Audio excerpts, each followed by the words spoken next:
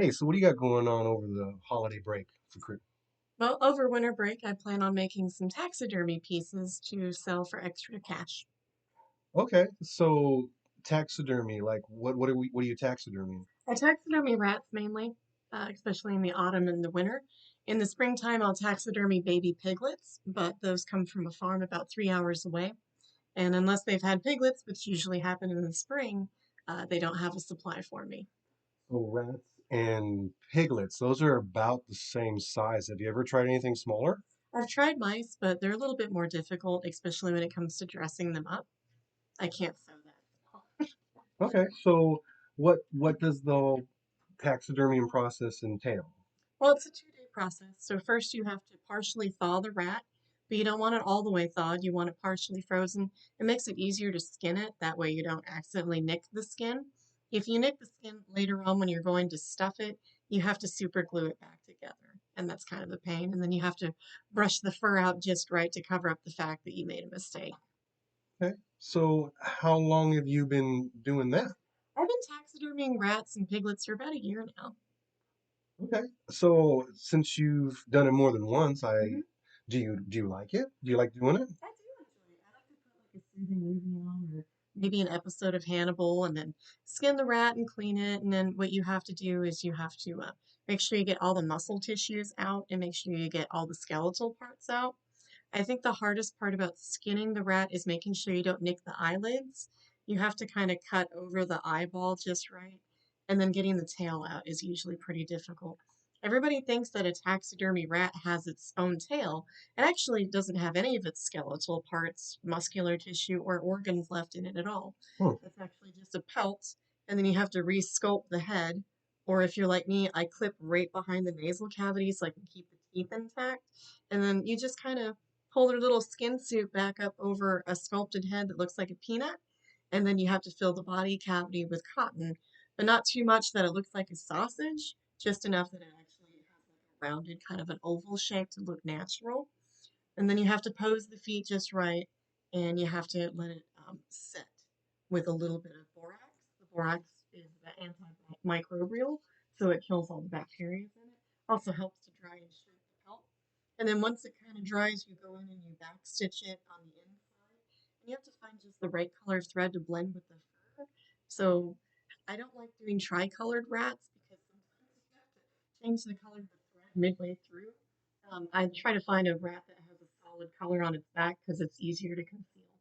So where do you find your inspiration from when you're doing these? Because you say you also go about making outfits for them. I do.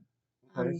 I plan on making a tooth fairy rat this time because I just love the concept of a tooth fairy. It's pretty creepy. What's the most like cultish thing? It's like, come child, discard your little piece of bone under a pillow, and then this, you know, creepy little entity is going to give you cash for your childhood. So have you So, done a tooth fairy before? no, I haven't. This will be my first one making wings. Okay. So does the theme just kind of strike you, or where do you find inspiration from? Well, like right now, the hot thing is Wednesday, the TV series on Netflix. Okay. So I might make a Gomez rat and like a Morticia rat and a Pugsley and probably a Wednesday, and then maybe sculpt like a little hand thing. Or oh, it'd be cute if I took a rat paw and I made it a little. That'd be interesting. I could probably do that, and then do the whole set and then sell it as a set. Okay. So and you said the process takes you roughly about 2 days. About 2 days. So would that be ideal then if you don't run into any problems along the way, Yeah, or but if I nick the skin, you gotta, on the third day, you have to super glue the hole closed on the inside of the pelt. And then you have to brush the fur a lot. And hopefully you don't lose your fur. You don't want to handle it too much. The more you touch taxidermy, the more the hair and the fur falls out. That's why when you go to like antique stores, they're like, please don't touch the stag head. It's because the more often you pet it, the more hair it loses. And you can't really put that back. okay, now, and if I'm not mistaken, you said that you do these to sell them? I do. I sell them. There's a store in Topeka called Vintage Fox, and I have my own shelf where she sells all my weird stuff.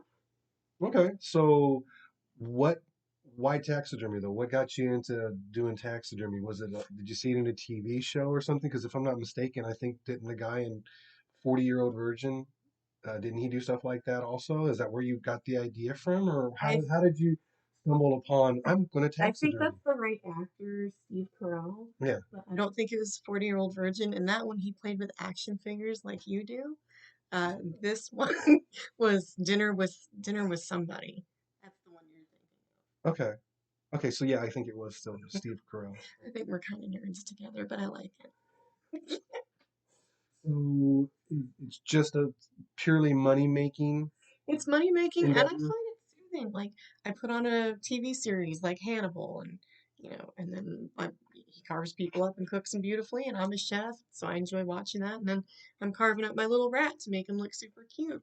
So would you say that that's where you, like the parallel lies in your chosen profession of being a chef and how you transitioned that over into working with Taxidermy. taxidermy? I don't cook rats, but I do think that the process of like breaking an animal down and then like replating it in a different way that's appealing and appeasing and that the guest is going to want to purchase.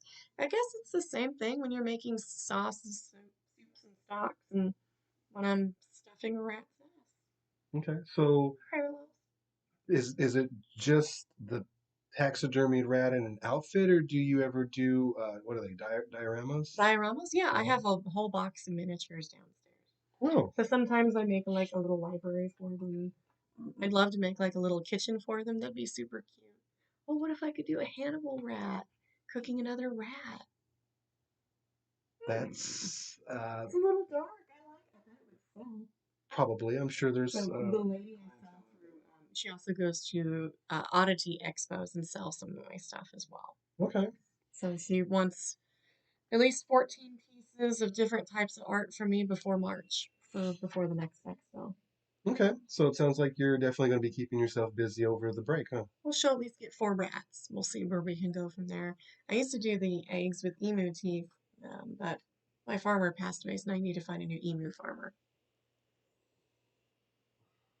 Um, that's fascinating.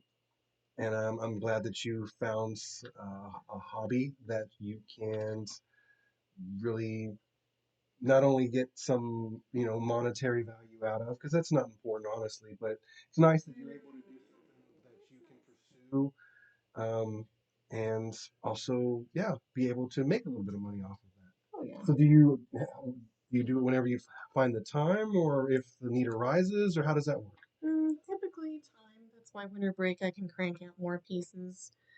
Also because we breed our own rats downstairs for your ball python, and when they're, the beauties can eat the pinkies. When they get too big, we just have to call them. So they take a nap, and then they get sold as a piece of art. Awesome. Okay, well, Our freezer's full. It's time to taxidermy. well, I greatly appreciate you sharing with me what you have going on over the break. And is there anything that I can do to help out in the You may endeavor? have to help me pull that tail because getting the tail to like the vertebrae to come up out of that tail skin takes a lot of strength. So you may be ripping some rat tails for me over winter break. Okay. I'll take care of the eyelids if you get the That sounds like a plan. tail.